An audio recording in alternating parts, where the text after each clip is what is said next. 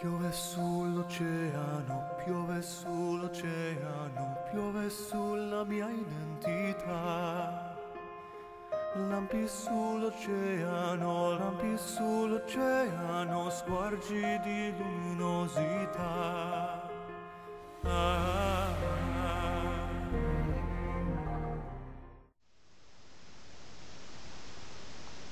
Chapter 4. The Life of the Soul. Eckhart was supremely aware of the soul's role in living out our human life. The life of the soul is a theme found throughout his preaching. However, unlike Thomas Aquinas' De Anima on the soul, there is no systematic treatment of it in Eckhart's writing. In fact, apart from his intended Opus Tripartitum, we have next to nothing of his that is on the scale of Aquinas' Summa. Yet, Eckhart's thinking is not without theological depth. He gives the impression that his concerns arose from one major source, the Scriptures, and his need to understand their spiritual treasure.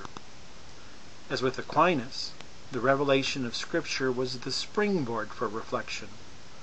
But unlike his celebrated Dominican brother, Eckhart did not compose treatises.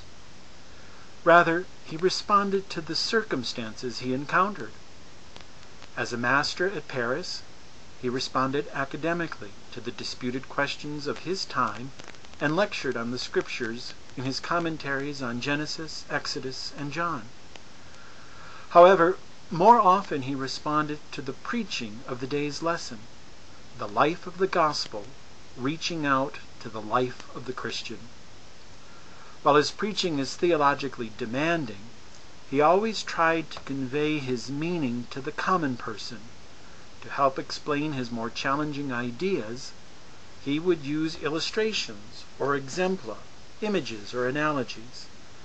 Consequently, those looking for a more systematic treatise on the soul in Eckhart are left to hunt and gather the sources on their own. He treats the life of the soul in a number of sermons. In this chapter, I bring some of them together in a way that helps us understand Eckhart's thought on the soul. My purpose is not to collect everything he said, but to gather what will be more helpful to the readers, what provides a more comprehensive understanding of the soul in Eckhart's spirituality.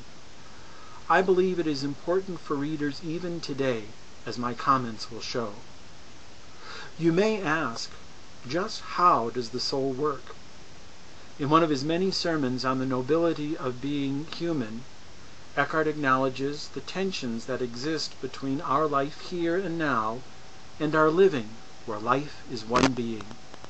Simply put, this is the theme of the essential ground of our existence.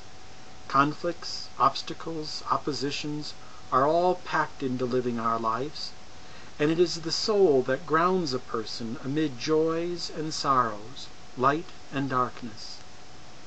The soul helps us to root ourselves in the ground of being by our knowing things in their causes, calling us to true knowledge.